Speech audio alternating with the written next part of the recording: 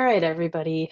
Just waiting for a couple more people to log in. We've had over 130 people sign up tonight, so we want to make sure we get as many people, give them time to figure out how the Zoom link works. But while you're waiting, some of you guys are already doing it, but drop in the chat where you're tuning in from. Love to see where you guys are, or if you ever lived in Roebling. Some people are repping their avenues, telling us where they maybe grew up or lived, and that is really cool to see as well.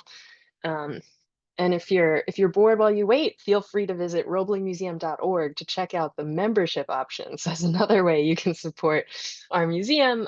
We are making these programs free, so we just want as many people as possible to be able to participate. So being a member, I think it's something worth bragging about. You get free admission all year. You can come to as many walking tours in person as you want.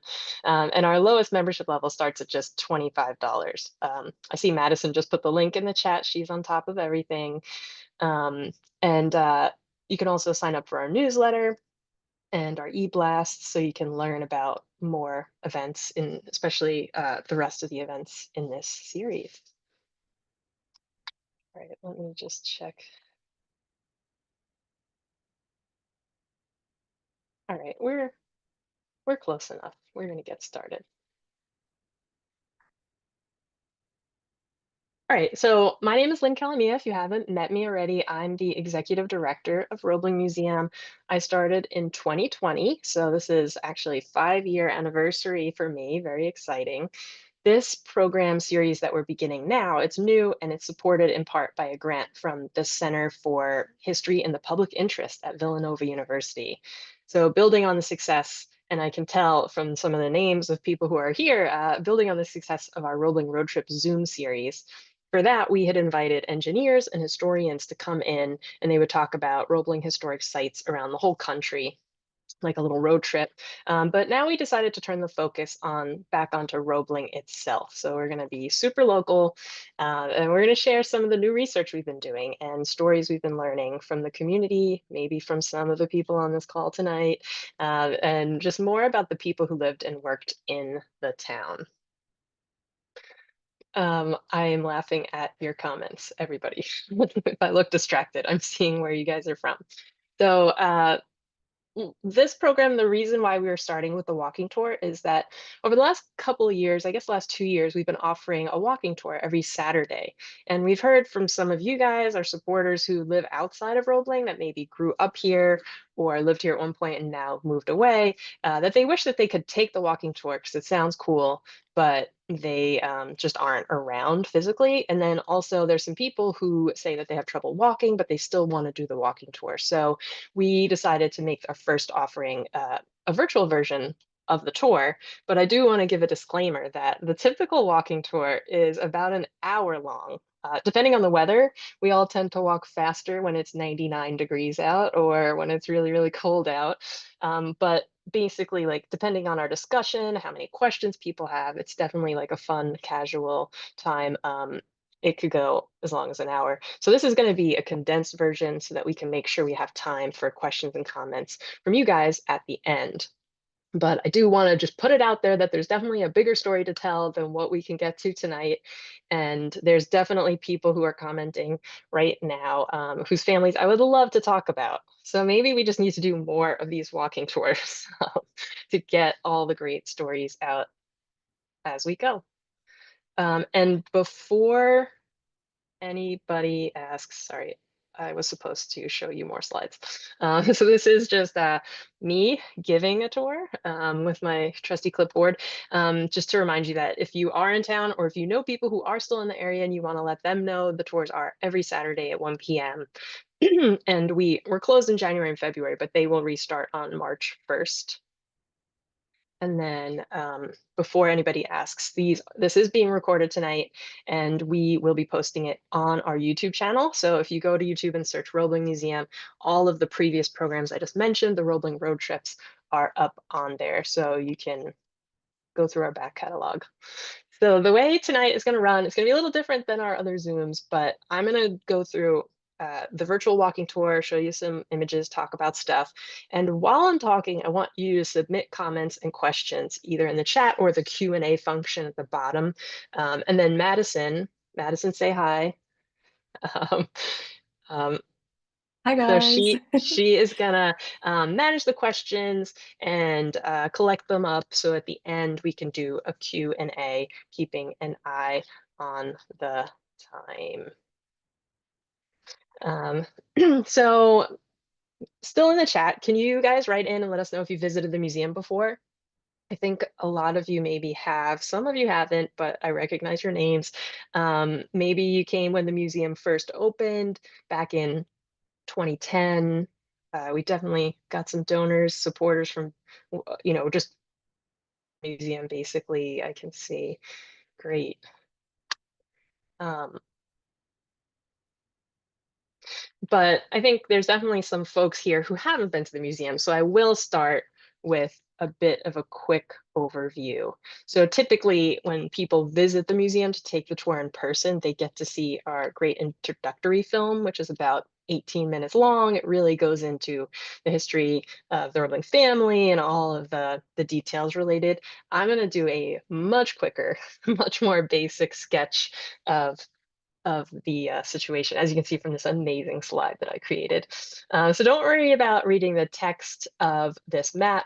It's available from the Library of Congress. So I've been, if you go in there and you search Roebling, you'll see so many great resources. There's lots of maps and photos from when the mill was closed, all kinds of really great stuff that I know you guys would love. So definitely go check that out. Madison just dropped the link to that, so you can go click on that and take a look after this. But it does give you a general idea of the scale and of what I mean when I say company town. So you can see there's the mill part at the top, and then you have on the left side, that's the company town. So Roebling, New Jersey is, again, a company town, but it's located on the Delaware River, which you can also see here at the top. It was designed and built by the Roebling Company in 1905. So the Roebling Company was at that time already a successful wire rope producer, and they provided the materials to build some of the United States' most iconic suspension bridges, most notably, and you all know this, the Brooklyn Bridge, later George Washington, Golden Gate, etc.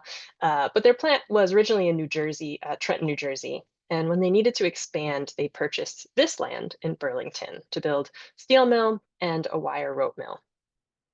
But since the new steel mill was going to be about 11 miles from Trenton and in definitely a more rural location, the company was concerned about having, a reasonable, like a pool of workers who were reliable, on time, local. So that's really what pushed them to build the town for the workers to live in. And that's what we're going to be focusing on today.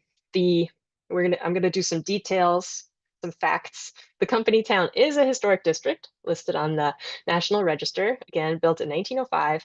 And my favorite part, and this is what really surprises a lot of our visitors, is that it's almost fully intact architecturally. So I usually say about 98%.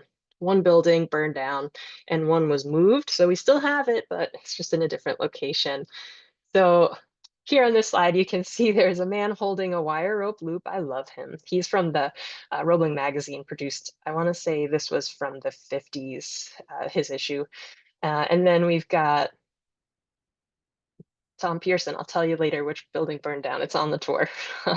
And then we have Charles Roebling here kind of in the center. So the Roebling company, it was a family company. He was the son that was really integral in expanding the company and founding Company Town. And this is the little logo for the company on the side. And just for the sake of time, there's a ton of really good, I shouldn't say a ton, there's several really good books about the company and the town that you can read for additional research. But I'm going to keep this moving. You guys might even know the titles of the books, but I think Madison might drop some links down if you do want to pick up some additional reading material. You could also buy it in our gift shop when you come visit. So next slide. So the Roebling Museum, we're located on the site of where the steel mill was, and it's a historic structure preserved by the EPA as part of the cleanup of that historic steel mill. So what we have here sort of shows like who we are. We are the museum, which I'll show you the building in a little bit. But we're also this historic mill yard. We talk about the company town, and we will soon be opening up what we're calling the Roebling Row House, which I'll also show you in a couple of minutes. Um, but yeah, so here you can see our 7-acre mill yard. The museum is sort of towards the top. The Delaware River is at the absolute top here. So our beautiful green grass in this image really stands out. The rest of it, the non-green areas, let's say, that's where the rest of the mill once was. So the buildings that we'll see in a couple seconds, those were all torn down as part of the cleanup, but we still are an active Superfund site. My dogs are barking. I hope you guys can't hear that.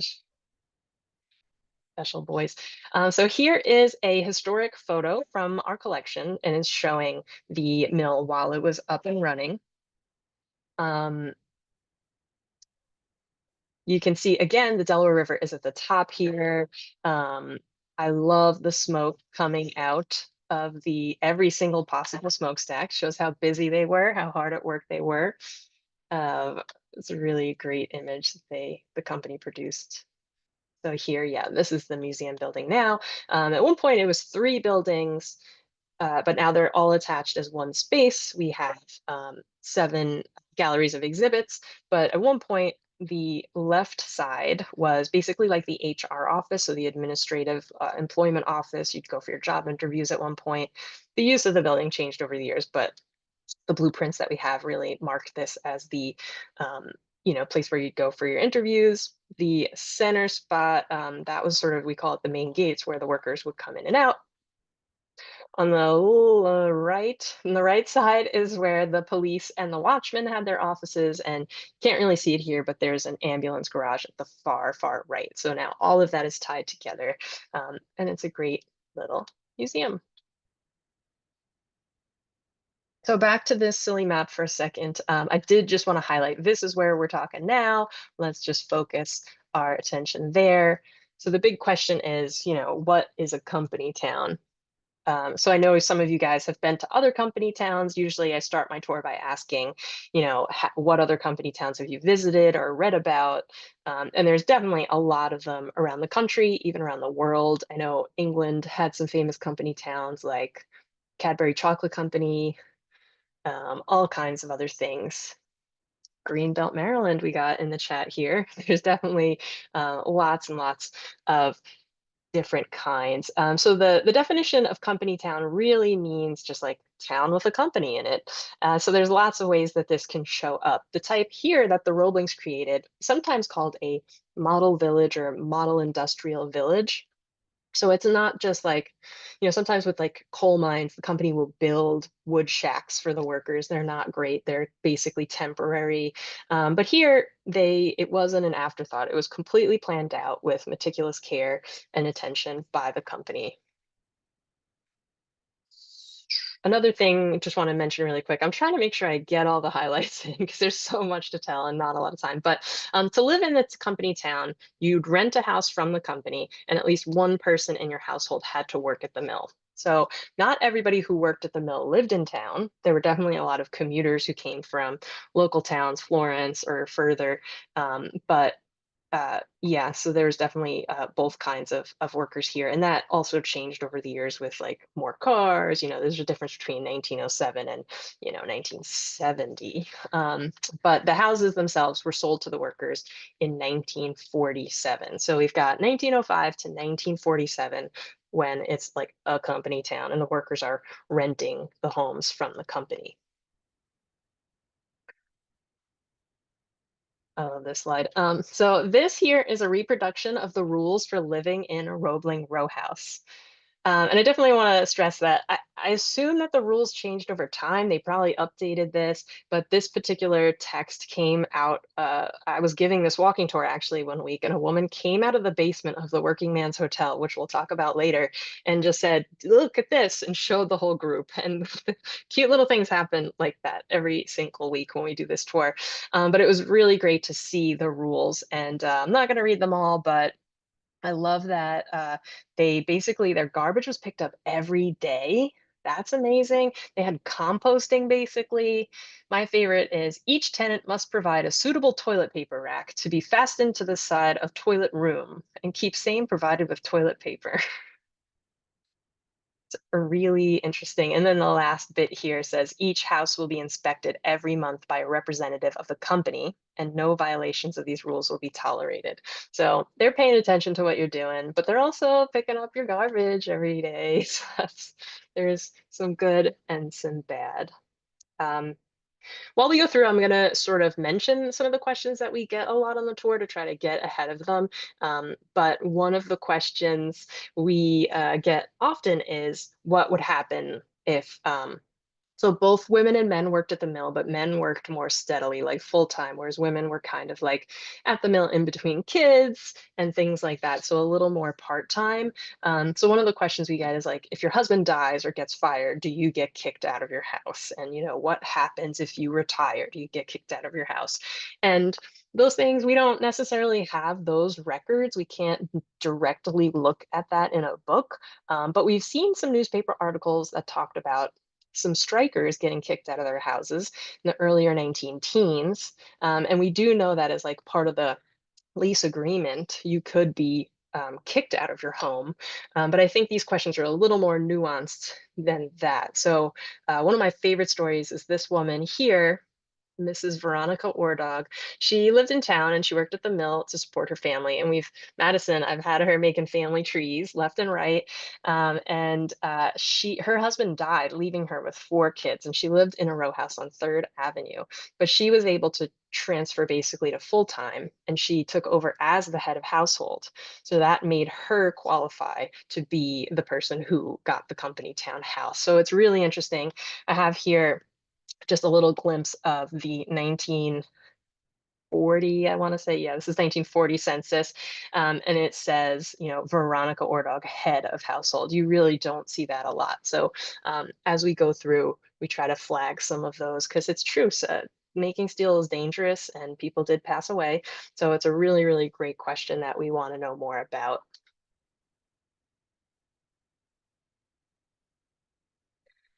The town itself has many different types of houses, so it's not just one style all the way through.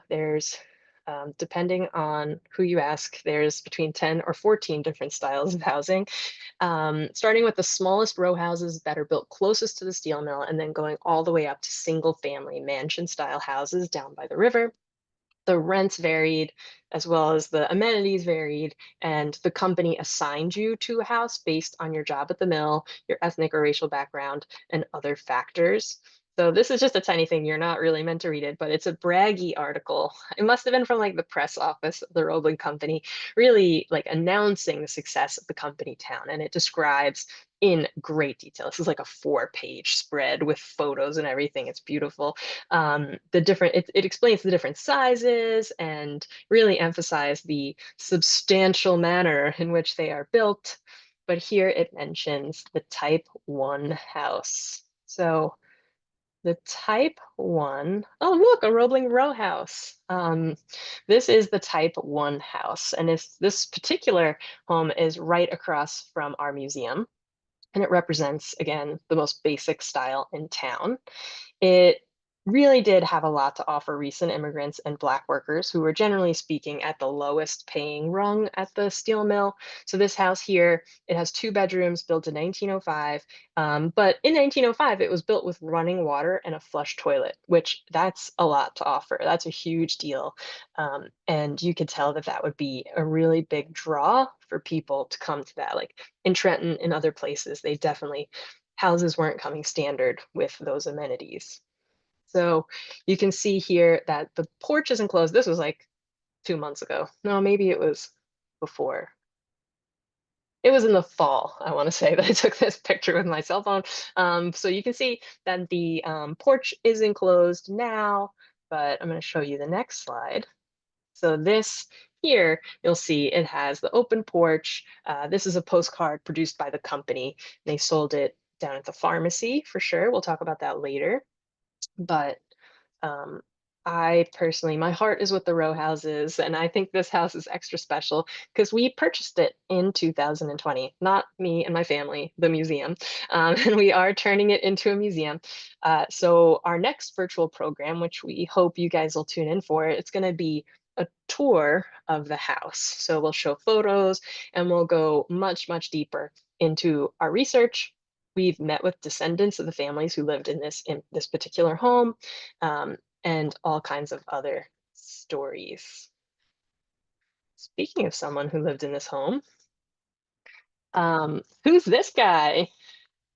So one of the best parts of the walking tour, in my opinion, is getting to see the actual employee records of people who lived in the town and worked at the mill. So this little guy, George, he's 17. If you look at this, I don't know if you can see, it might be too small, but he lived in the house at the address. It says 101 Second Avenue on the top there.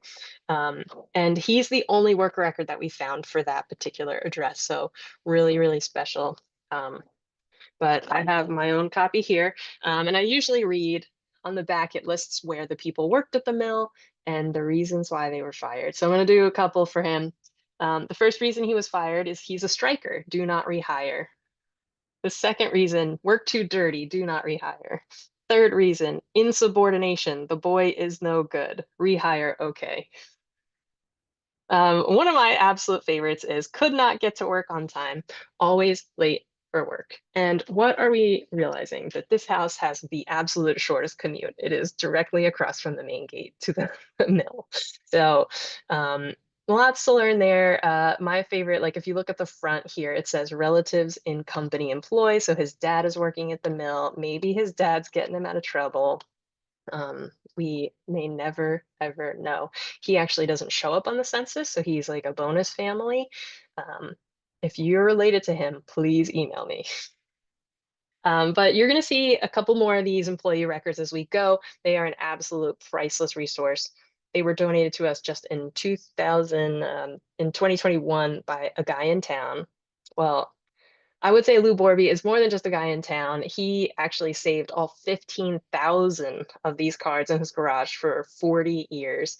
He used them in writing his book, which we did share the link for. You guys probably already have a copy of it. But we should all thank Lou for making sure these documents were saved.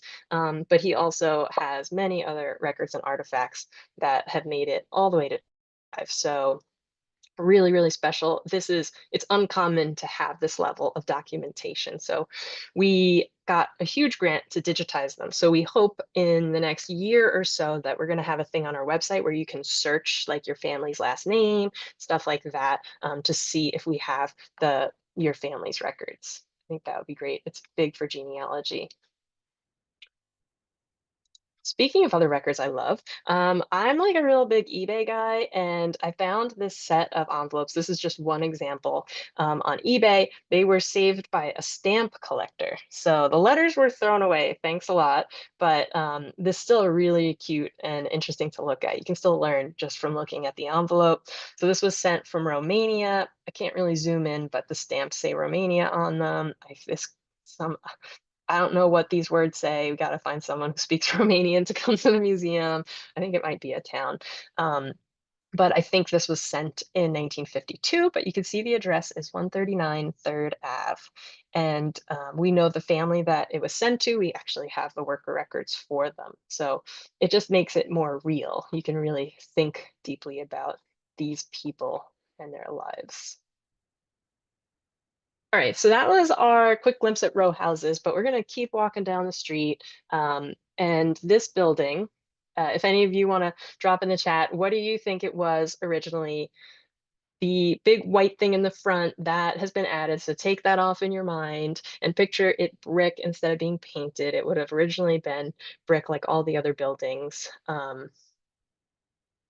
So I say that the town is about 98% intact. There used to be two of these. So now today, if you kind of look on the right side, um, that's where the second one used to be, but now there's a little VFW hall in the gap in the infill. So yeah, I'm catching on that you guys already talked about the Working Man's Hotel in the chat, but here is a great historic postcard that we have showing what it would have looked like back when it was open and up and running. So it's really interesting. When we scanned it at such high resolution that you can really go in and look. The sign here says hotel on the front, and then there's a smaller sign that says lunchroom, which is really an interesting detail. Um, so one thing that we do know is that in Roebling, there were always more workers than there were houses. So by 1916, only 40% of the employees were able to live in company townhouses. So when the real estate office, they prioritized families for the homes, and then single guys got to do whatever. Some of them lived in other towns, they commuted, but others chose to live in the working men's hotels. I'm going to read a quote. Ready? In the new hotels, the rates of living will be so moderate that men who work with the pick and shovel will be able to live in them and keep well within their means. The conveniences will be strictly modern, and special attention will be given to the sanitary arrangements. So I don't remember if Lou's the one who saved these, but we do have the blueprints for these buildings so that we can see what was going on inside of them. Each of the two buildings had about 60 rooms, and each floor had 5 toilets, 4 urinals, 10 sinks, 4 showers. And the rent to stay there was $2 a week, which was both room and board. And we've heard that there was no drinking allowed, but we know for sure that drinking happened in there. Our third tour of this series that we do hope you'll come to is our true crime tour. And one of the true crimes happened in this building. So if you're interested in that, you should come. I will say nothing more about it. But another little tidbit is that two women operated and managed these buildings. So there was Dorothy Myers and then Helen Donnelly, who basically were, I mean, they had like an army of, I'm sure, Hungarian, Romanian women, Slovak women helping them cook because they were feeding all these men. But they're the ones who were listed as like the managers. If any of you are related to them or know anyone who's related to them, let me know. I can't really find them on the census, but sounds like they had big work to do. Look at this guy. This is also from a postcard in our collection, but it kind of just lets you see the living room in the Working Man's Hotel. Okay, so we're gonna leave that. We're gonna go across the street, and this is the business district. So we've got the general store and the pharmacy. So both of these businesses were run by the company, and they sold all kinds of things over the years. And pretty much every week when we do this tour, somebody brings up the song that goes, I owe my soul to the company store. And people want to know about how terrible the company store was and how the workers were mistreated. So it's really an interesting moment for us to dig into that kind of history. So that particular song, which I should be playing right now, but maybe next time, it was written about mining towns where the workers were paid in what was known as scrip rather than cash. So when I do this tour for third graders, I tell them it would be like being paid in gift cards. And I think that really makes sense. So the gift cards would only work at the company store. And that practice was outlawed in 1938. But they never did it in Roebling. These workers were always paid in cash. And the way I think of it, like the only real way for you to exploit workers this way is if there's no competition. So you really need to be up in a mining town or a similar remote area where the workers just have no other choice for buying their food and goods. Whereas in Roebling, they could take the trolley or walk to Bordentown or go to Trenton, etc. No one owed their soul to the Roebling Company store, as far as I can tell. But if you know any stories, let me know. So here's what it looks like today, and here's a glimpse of it from, this looks like brand new town. Most of these postcards aren't dated, but you can kind of tell. Like, look at how manicured that sidewalk is. Those trees are so young. And please, no one ask me about this big pipe in the center of town. We don't have time for it, but it is interesting. You'll have to come back for the sewer and water tour that we give. We don't do that, but it would be good and interesting. Here's another image. This is some employees at the general store. If you look behind them, you can see there's some paint There's lamps. I've heard from some folks that this is what would have been upstairs at the general store. Here we got some close-ups of the pharmacy side of the building. Pharmacy opened in 1908, and it had a really highly trained pharmacist. He went to one of the best schools in Philly. His name was Floyd. And if I told you to close your eyes and picture the inside of a pharmacy from back then, it's probably exactly what you're imagining, like 19-foot stone soda counter, candy, medicine. And this was before the employees were paid in cash. This was before medicine the way that we think of it today. So you could get like those unregulated over the counter things like Mr. Steve's liver cure. And we do have some examples of that kind of medicine that came out of the pharmacy. But the pharmacist himself would be making like compound medicines with mortar and pestle instead of the way that we get our medicine now at like CVS or whatever. Look at her. Does anyone know her? I love her. She's in front of the big windows. I am imagining this is after World War II.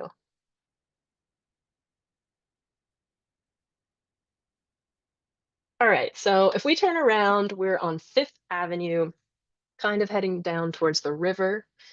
And in Roebling, there were our 8 avenues. So we started on Second Avenue and it goes all the way to 8th Avenue. It's the furthest you can get from the mill. So it's the furthest from the stink, the noise, all that smokestacks that you saw earlier.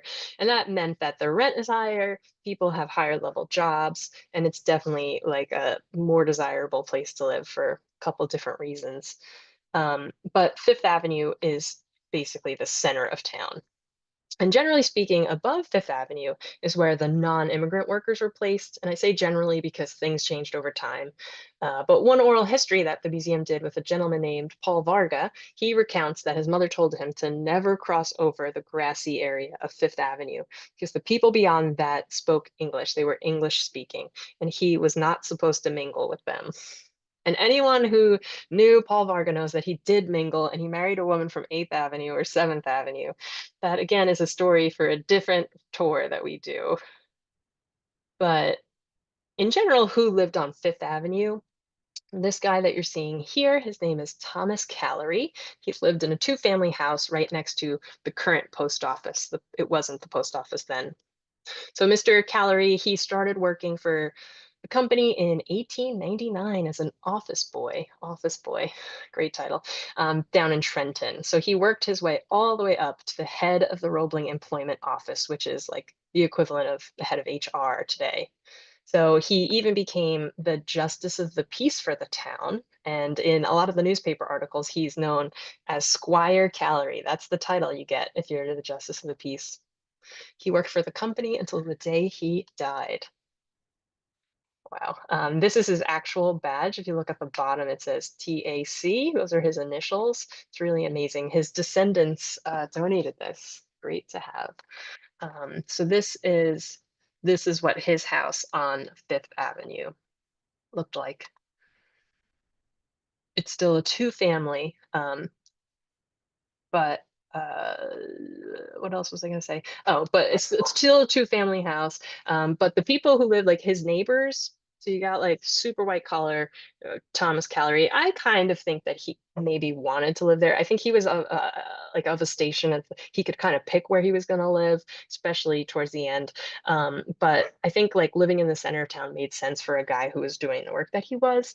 But then also the other people looking at the census who lived on his street, some of his neighbors were foreman, tester in the steel laboratory, accountant, assistant manager at the general store, chief of police. So these are, higher level guys and ladies. All right, so now we're going to walk down Fifth Avenue to the river. And there's mansions. That's where there's some regular houses, but there's a couple of mansions right along. There's 4 of them in total. And this guy lived in my favorite one, 58 Riverside. You can see was his address at the top here. He was the superintendent of the entire steel mill in Roebling, which is basically the highest spot without being a Roebling family member. If you remember, it's a family company, so he sort of like right underneath. And the Roeblings themselves didn't live in these mansions. They had their own mansions down in Trenton, not Roebling. So these were really just for the highest level people at the Roebling mill. And you can see from here, he went to Lehigh. Any Lehigh grads in the audience? He was born in Bethlehem. And some of these have really, it's kind of like looking into someone's HR. We can see he has one arm deformed, usually on the back. I didn't do any scans of the backs, but come to the museum, I'll show you. On the back, it shows like accident reports and things like that. So you really do get to learn more about people. But here is his house.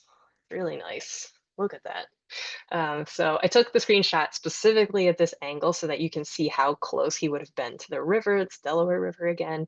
And this is definitely a place in town that you wanted to live. It's still really beautiful down there today. So the the other three mansions in town, one was built for the town doctor. It's listed on postcards as the doctor's house. One was home to an accountant level, like a money manager level employee. And one, I'd heard this myth in town from people who lived there that it was set aside for the Roebling sons to come live while they learned the family business. And I was really interested. I couldn't find them listed on any censuses, but when we got the worker records, we found one for Joseph Roebling, and we can see that he lived in one of these mansions while he was 16 and 17. I wonder if he was living there alone. Guess we'll never know. But he ended up being a really high level. Uh, he stuck with the company.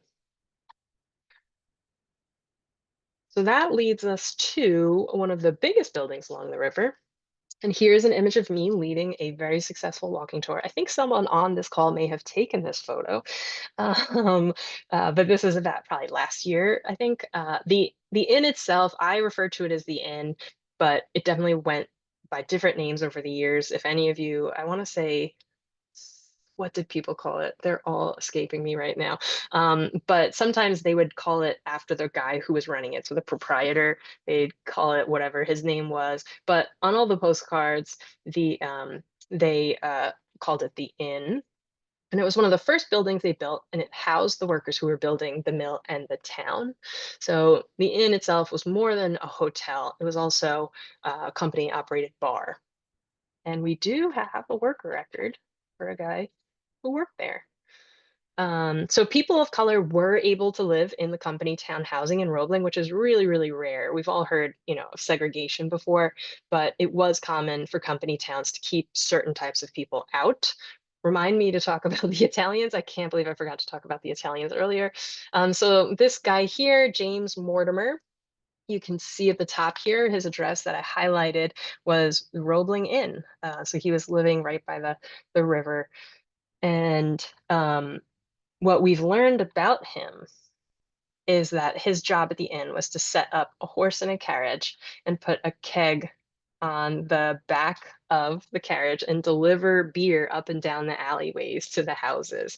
So we imagine he was a pretty popular guy. I bet everybody knew James Mortimer. Oh yeah, and here are some views of the inn from postcards uh, over time, and it still looks pretty much exactly the same today. Okay, so that's all that we have time for tonight. I definitely you could list the things I didn't talk about, the school, the auditorium. I didn't show you every single style of house. But I could talk about this place all night. I love the company town, and I did probably go over time here.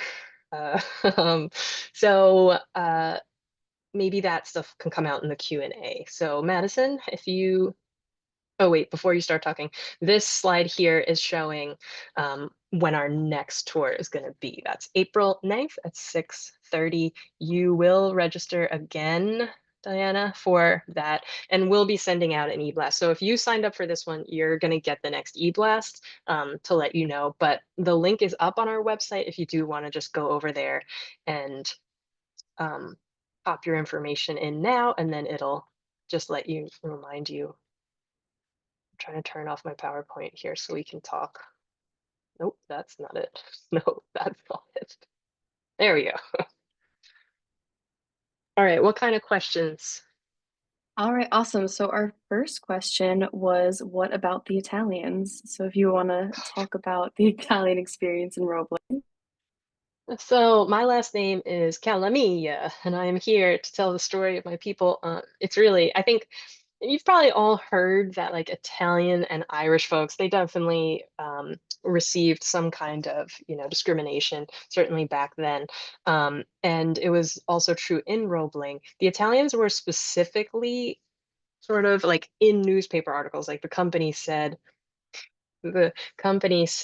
out loud the parts that they're supposed to keep quiet about the Italians. There was a lot of they were starting a lot of like the labor agitation stuff to ask for more money. In Trenton, they were a much larger population, so they could sort of talk to each other. When you go to family dinner at Ma's house, you would say like, oh, I work at this mill, we make this much, I work at this mill. It's not safe for XYZ reason. Oh, we got to go over here. And that helped them to have like leverage to do this sort of labor work at the mill. And, maybe some buildings burned down during some kind of a strike situation in Trenton. And after that, they blamed it on the Italians. I wasn't there. I don't know if they did it or not. But the company and people in general, if within the newspapers, were calling them like anarchists and agitators. So basically, they worked at the mill. They could work even in Roebling, but they just were not allowed to live in the housing. So we definitely see Italians in Florence, one town over, which would have been like the most commutable area. So there's definitely Italians, but they just really, it wasn't until after like 1920, the early 1920s, that they were able to live in the houses. Awesome. Our next question is from Eileen, and she asks, is the cookbook available online? What do you think, Madison? So for a bit of background, I was the one who made the cookbook this past summer. It's called Roebling Row House Recipes. Oh, did my Zoom cut out? Oh, there we You're go. good. Okay. It's called Roebling Row House Recipes. And we looked through various church cookbooks as well as, like, for example, the Hungarian Women's Reform Guild put out some recipe books, and Roebling Magazine also put out some recipes. So we took all of that and compiled it into the Roebling Row House recipes. So definitely check it out. For right now, it's only available in our gift shop. We are hoping to make it available to sell online, but we have to figure out a couple different things on our end first, in terms of our website. But we're hoping to get that to you guys as soon as we can. Yeah, it's a little complicated with sales tax in other states, and we're trying to figure that out. We got a new register, so we think we might be able to make it work. But as soon as that is available, there's so many folks locally who've mentioned that they want a copy. When we do figure it out, which I'm sure we will, we'll make sure that we put that on our Facebook page and the local Facebooks, and also emails and on our website so that you don't miss the announcement. It's a really cool book. Awesome. It is. Definitely check it out. I made one of the Slovak honey cake. I made the Slovak honey cake for Christmas Eve. It was very popular. Our next question is from Lewis, and this he was asking, some of his friends were not available to attend tonight, so can you remind us how we can access this Zoom afterwards? Yes, so there's like 2.5 people who work at our museum. So when this is over, one of us is going to download it, prepare it, and upload it into on our YouTube channel that I mentioned earlier. If you just go to YouTube and search Roebling Museum, you'll get to our particular page, not just things about us. It'll be the stuff that the content we've made. And I think maybe Madison is dropping that into the chat right now. So you can click right directly to it. We always announce on social media when we've put the new one up. We don't always do e-blasts about that, but that's where it will be if you check back in like a week or two. John Beck, I do not want to answer this question about how the town was powered. That is a good question. I'm sure there's an answer to that somewhere.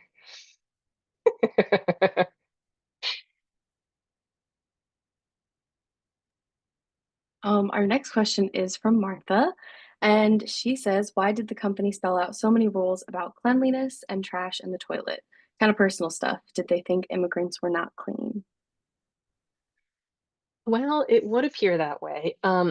But sometimes I think about it as they're still just landlords overall. I think Martha knows that w when we had the house open for those open houses, and you'll hear more about this at our next Zoom, they write it in more than one place, basically that like we're watching the immigrants, but it might just be like we're watching the lowest paid workers too.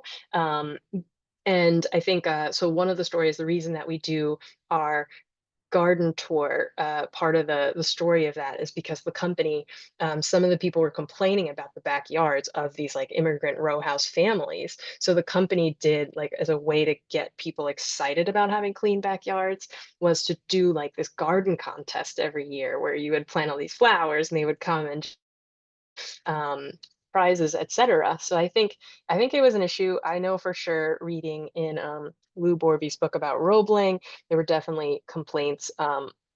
In one particular example, pretty much like above the general store was sort of a, what is the word? Space that people could meet in. So like before the churches were built, things like that. And you could tell that sort of the non-immigrant folks that were using that space would complain about it smelling like garlic and things like that. So there's definitely, like I mentioned, people of color, there's this anti-Italian kind of vibe, but really, and I mentioned this separation of like don't cross Fifth Avenue. There's a lot. It feels like Roebling was very segregated. I'm not saying that it was any different necessarily than, other towns at the time. I think it's just a story of what it's like when a lot of people live together in the same place.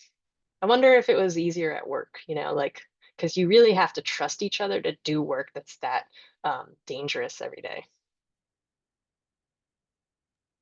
Awesome. Our next question is from John, and he asks, "What is the deal with bacon bread?" Well, what's the deal with bacon bread? Yeah, so when I started working here, everyone told me I needed to have bacon bread. Um, and it's Madison, you just put together the cookbook. We've been told that there's two recipes for bacon bread, and one is more Hungarian and one is more Romanian, but they're very, very, very similar. We've included both. And in town, still, the local football team, they usually have a fundraiser where you can get bacon bread. It's not the kind of thing you really want to make in your house because part of the preparation is you get like this huge hunk of bacon. So not like the strips that we're used to. Then you like put it on a spit and like collect the fat and put that over basically like little bruschetta kind of bread with chopped onions and peppers, tomatoes. Are there tomatoes? And then you just drizzle it in bacon fat. And I mean, like, that's going to be good. Um, it's in the cookbook. So you should definitely, John, go get the cookbook. Always plug in the cookbook. It's really good. And we also have some photos in there as well, from a barbecue that Roebling magazine took photos of in, I believe, 1949, but I'm not sure the exact year. Our next question is from Susan, and she asks, some of the land is contaminated. Why and what is being done to clean it? Yes, so I did mention really quickly that we are still an active Superfund site. They started to clean up in earnest in the 80s. It's definitely still going on. I usually say on my walking tours that like, it's now 2025. All of like the skull and crossbones kind of barrels that, not that they really have those, but all of that really, the EPA in their documents called it like hot spots. All that really, really bad stuff was taken away immediately. And one of the big things that like disturbs the environment, I mean, making steel is hugely disruptive to the environment. But slag, which is the byproduct of making it, it's basically kind of like dirt, or it could be like little, sometimes it looks like lava rocks. But that is really not great. And I know for sure that there are people on this call right now that played in the slag dump and they're still alive. They're still with us. But it's really not great. The EPA is trying to clean that up all across the country. But one of the things that I read in some of these EPA documents, are still public information. You can maybe look it up on their website. But to treat the wire after it was made, sometimes they'd be like dipping it in these different cleaning agents or acids, and then they would pour those chemicals on top of the slag in the dump. So there were some spots that really were of big concern. Pretty much all of that and all the buildings, except for two, buildings are still there. Um, they've all been taken down. So it's really very, very clean. Thank you, Madison, for putting the link in there if anybody wants to read some really interesting EPA documents. Um, there's actually in some of those documents, you can read the public meetings that they were having in the 80s with the people in town and to see what they were concerned with, which is all really, really interesting. But we know for sure that there's at least three more projects that are getting ready to be done. They're supposed to be putting in an eagle sanctuary. It's really beautiful along the river now, even though it still needs more work. Awesome. Our next question is from Martha, and she asks, is it right that the company assigned immigrant groups together so that they would have people to speak the same language with? Yes, it is correct.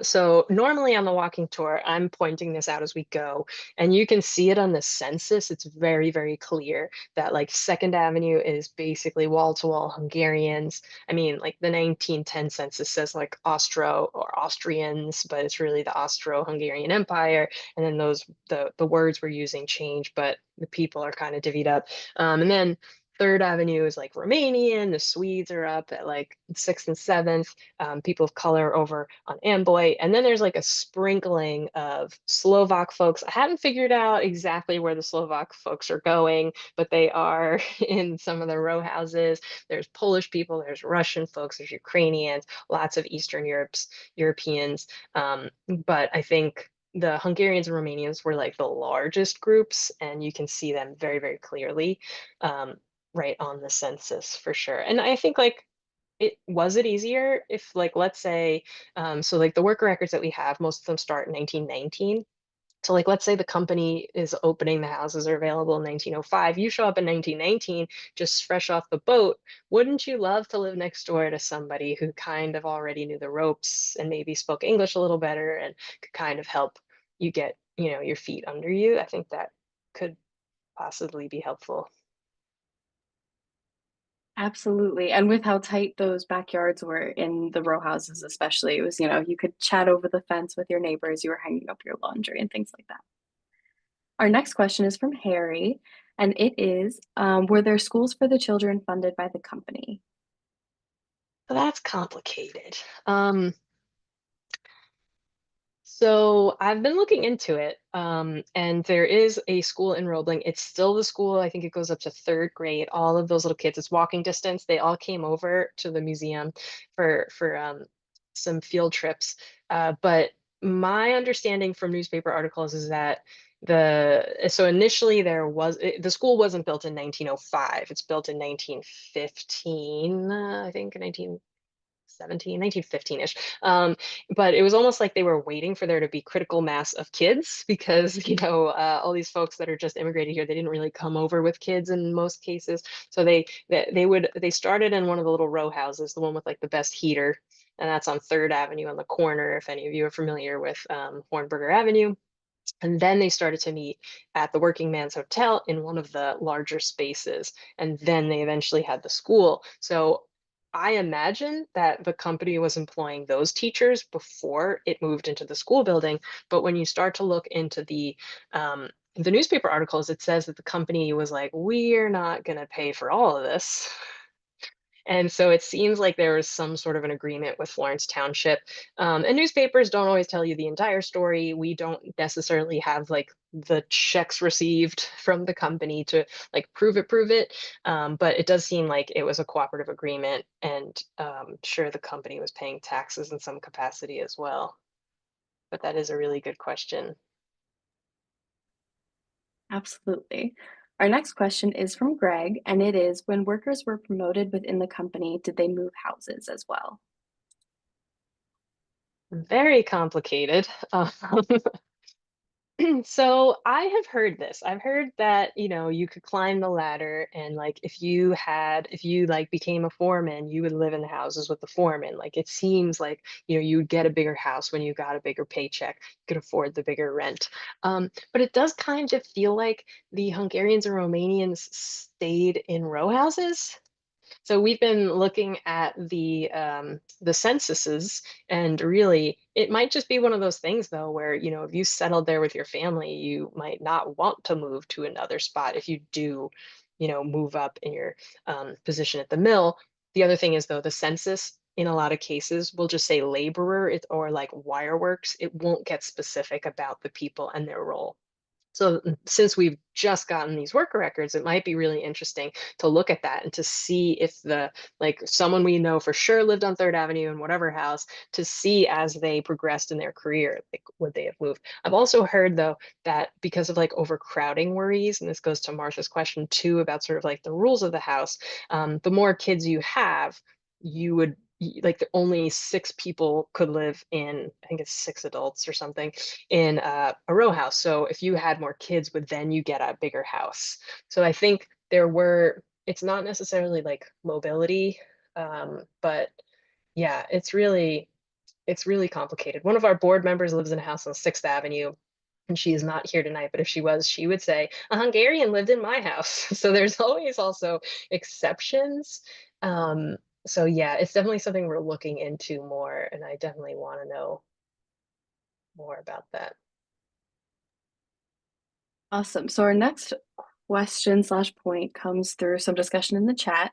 I know we don't have the actual documents with us, but I know over the summer we found the school register books for the Americanization classes that were happening in town. We don't really know, as Martha said, whether those were run by the company or the school.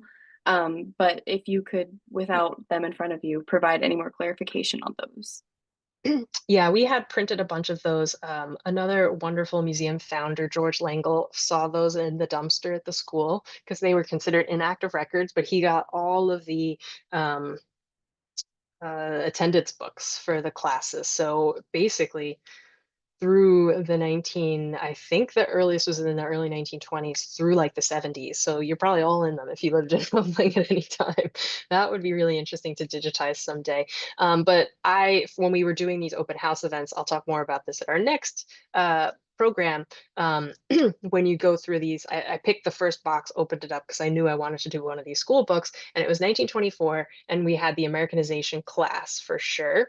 And it tells us in the back how much the teacher was paid and her name and things like that. Doesn't say that the paycheck is coming from the company. There's a lot in there about the state of New Jersey. So like I really don't entirely know who's paying them, but it is after the school itself is opened.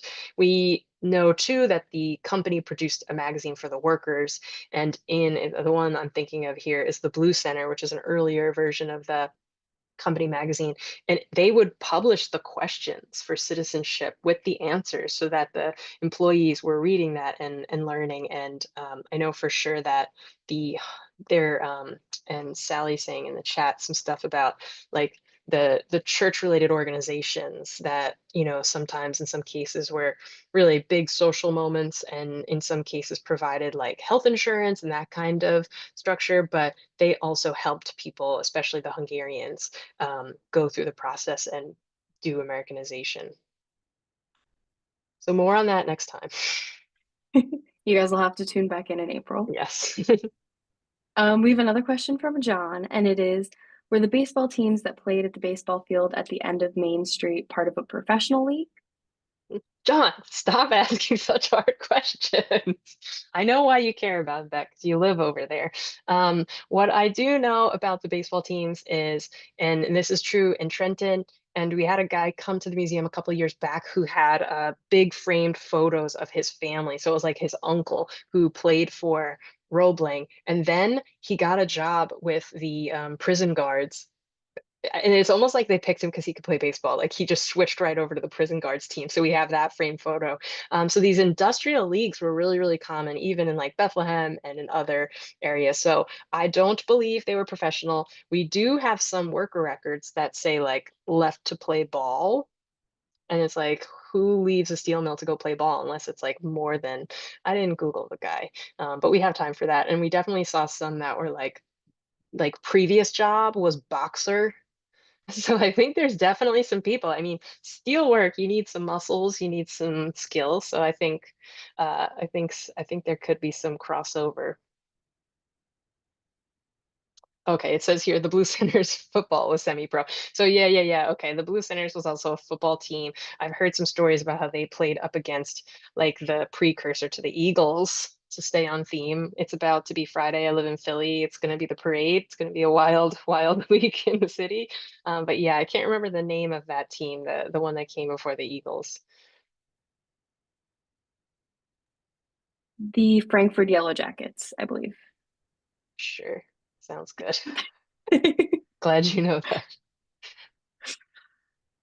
And we have someone who said Babe Ruth jumped the Red Sox to play in the Chester Shipbuilding League when he Wow. was mad about his contract. I did not Yeah, know I that. think we need to do an exhibit about Industrial League Baseball. I don't love sports, but it is really interesting. I think I could get into it.